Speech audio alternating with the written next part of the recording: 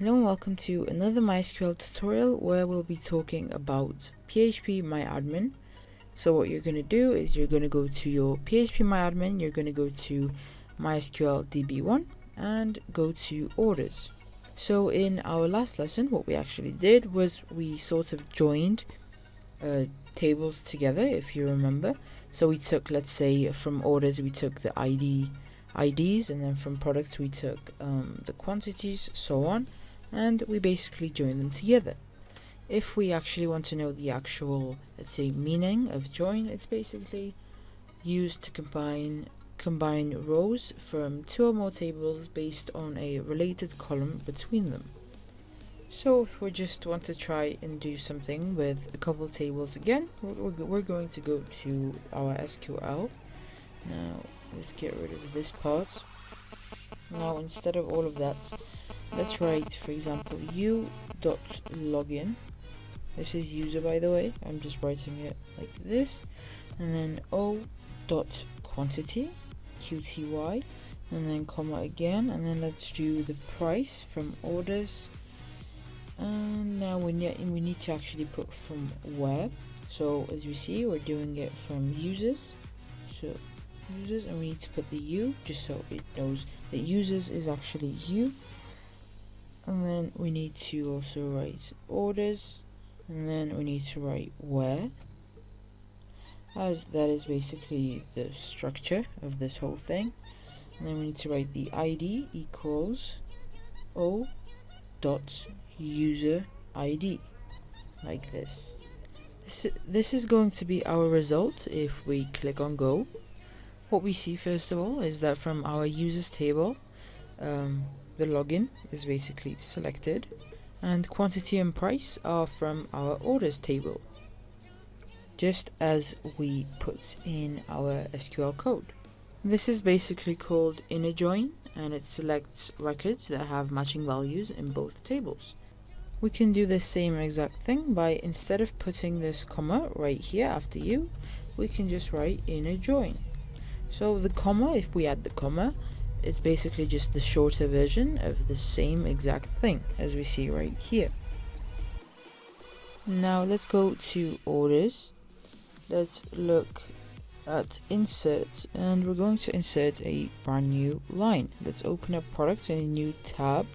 Let's say this person is going to buy a notebook which costs 1,500. So the user ID right here is going to be 7, just a random ID, and the ID of the notebook is 4, so we need to put the product ID as 4. The quantity, let's say this person wants to buy 2, so we're going to write 2, and the price, as I mentioned, is 1,500, which means that we need to actually write 3,000 as we're buying 2.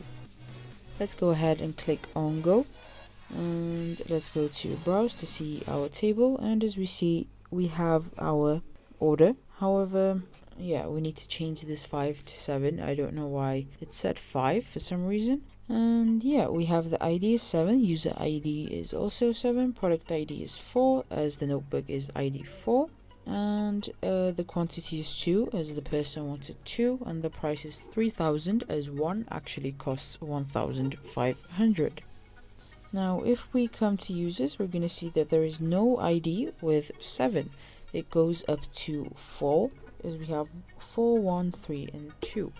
And now if we go to our SQL, what we're going to do is we're just going to click on go, and as we see our result, we have no numbers such as 3,000 in our list from our query. However, we do in our orders.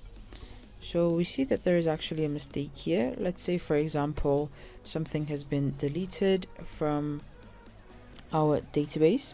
So let's go to SQL, and what we see right here is that we're user ID equals orders ID, which means that we're selecting IDs from both places. However, we don't actually have a user ID 7 in our users table.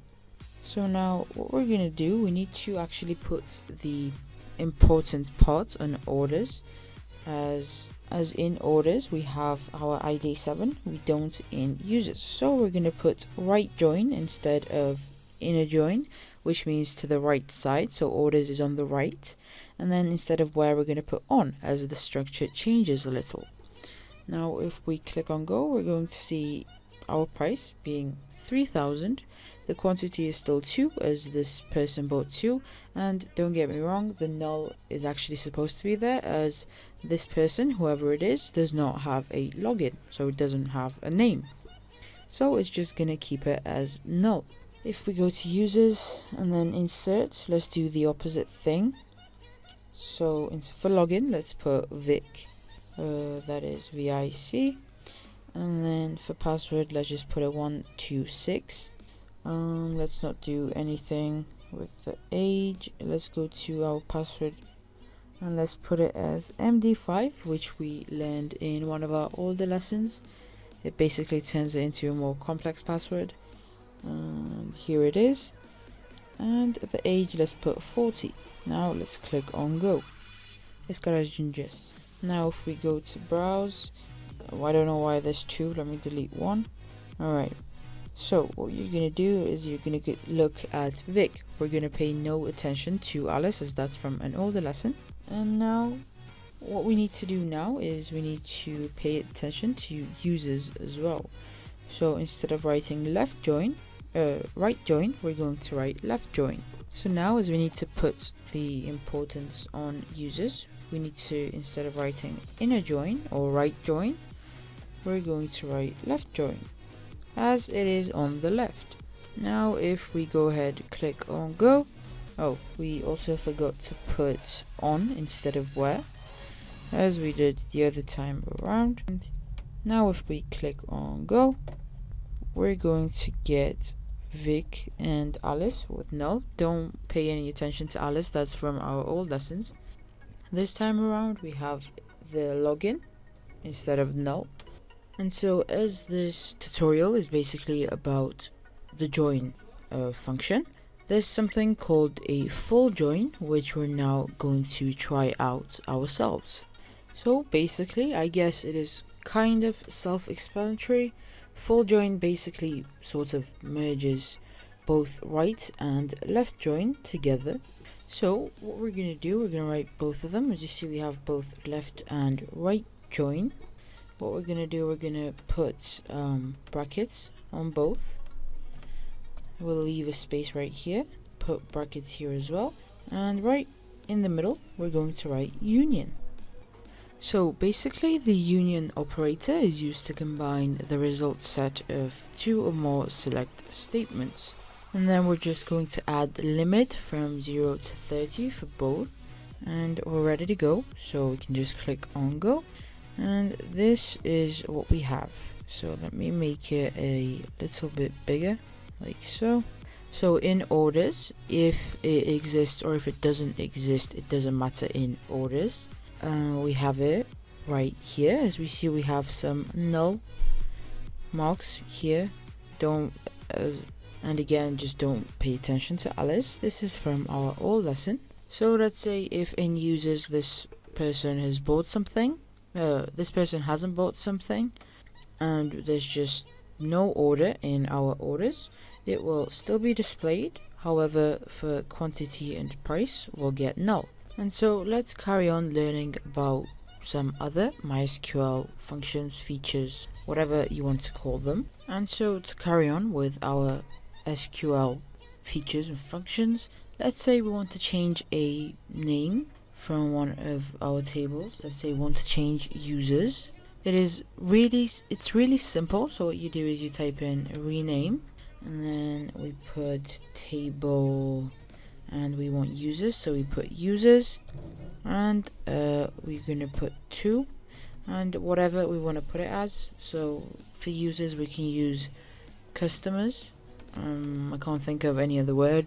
If you can change it to whatever you'd like, and that's basically it. Let's click on go, and as we see, we need to refresh our page. So let's refresh, and here we are. Instead of users, we now have customers. To continue in customers, let's go ahead and add in another row, and we'll do this through our SQL query.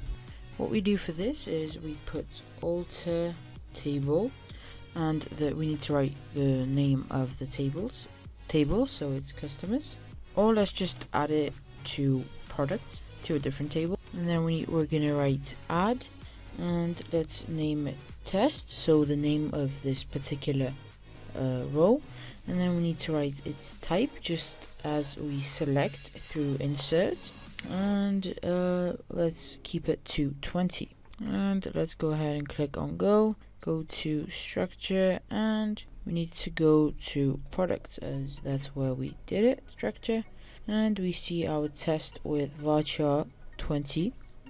We have UTF-16 general CI selected, and the rest is just null. We can do the same thing with alter, however we can delete it now. So what we write is alter table, and we're going to do this from products, and instead of add we're going to put drop, and then column, and then the name, which is test. Click on go, and if we look at it now, we don't have a test.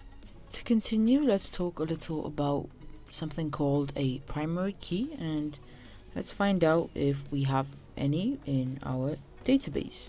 So basically, a primary key is a field in a table which uniquely identifies each row or record in a database table. So primary keys must contain unique values, and so a primary key column cannot have a null value. And so from that we know that we actually do have a primary key, and all of our tables IDs have primary keys. Basically, as you see, we have this key icon, and when you hover over it we get the word primary. So the primary key part here for ID is that, as we know, our IDs are all different. If we try to, let's say, log in as one of the users with the same ID as someone else, we won't get through. That's just an error basically.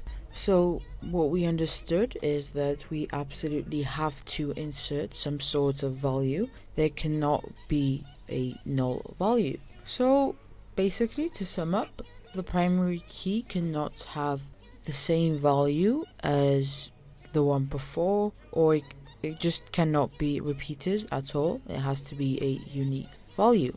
Also, for primary key, auto increment isn't a important value. It doesn't have to be here. You can put it as auto increment, or you can just leave it as it is. It doesn't really matter. So auto increment was basically the way values are sort of added right after each other automatically. Just a simple reminder. Primary key can also be done by coming into the more section and clicking on this primary or the key logo, which we already have for our ID field. And so every single table can have one primary key. And if I were, let's just say, click on primary here, and if I click on OK, I will get an error. And so this is just, as it says right here, an incorrect table definition. There can only be one auto column, and it must be defined as a key. Now let's talk a little about the MySQL foreign key. It is basically a column or columns that references a column, most often the primary key of another table. The purpose of it is to ensure referential integrity of the data. And so what we're going to do right now is we're going to delete this part. We're going to write alter table, and we're going to alter the table orders, and we're going to add a constraint. Here we are, and we're going to write some random name. So let's say fk underscore Mike. If we also add a foreign key here, and then we need to write product ID in brackets just to say that we want to select product ID, and then references products and its ID. Now if I click on go, we see that the query has actually worked. However, we're not actually going to see anything sort of visually. So if we try to insert something, and so what we're going to see is that we'll only be able to add the IDs that we have in our products table. So we have notebook, pen, printer, test, whatever. And so if we just change up anything in products, delete one, or I don't know, add another one, we'll get those as well in this option list. And so that was all that I had prepared for today's lesson. Thank you so much for watching.